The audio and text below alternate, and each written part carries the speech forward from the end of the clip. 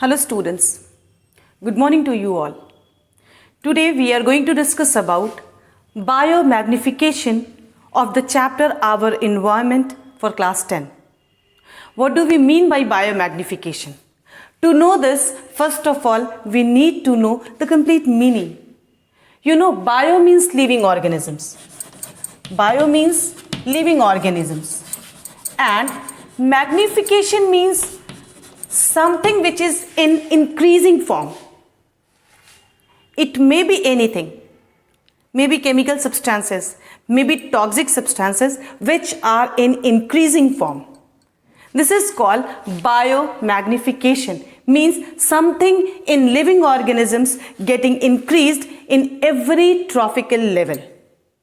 You know, these days farmers are using pesticides and insecticides in large amount to protect their crops from diseases and pests. Without knowing the limit, बिना limit के जानकारी के वो अपने खेतों में अपने पौधों को बीमारियों से और कीड़े मकोड़ों से बचाने के लिए बहुत ज़्यादा अमाउंट में पेस्टिसाइड्स और इंसेक्टिसाइड्स का यूज़ करते हैं, which is already banned by WHO. WHO के अनुसार एक लिमिट अमाउंट दिया गया है DDT के यूज़ के लिए. But if you go through the samples of all these vegetables or the crops which are grown, you'll get more in them, more toxic substances in them. So, to know this increasing amount, we need to know to go for food chain. इसे हम food chain से समझ सकते हैं. I'm taking an example of grasses. These grasses or grass, it consists some pesticides and insecticides.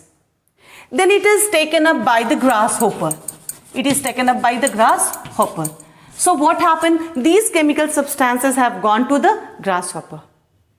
See, there are two types of chemical substances, water soluble and fat soluble.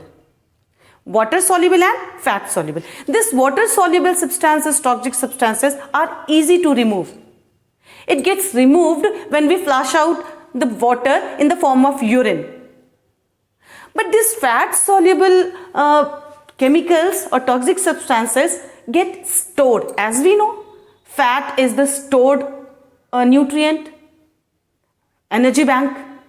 So these chemicals or toxic substances which are fat mixing, they get stored in an animal or in an organism. And it is not easy to get dissolved and flush out. So it remains in our body. So just imagine when the grasses are taken by the grasshopper, these toxic substances have shifted to the grasshopper. Not only grasses, grasshopper may be taking something else and collecting these toxic substances. Now this grasshopper is taken up by the frogs. So all these toxic substances, fat soluble toxic substances have gone to the frogs. Now it is going to the snake. And finally to the eagles.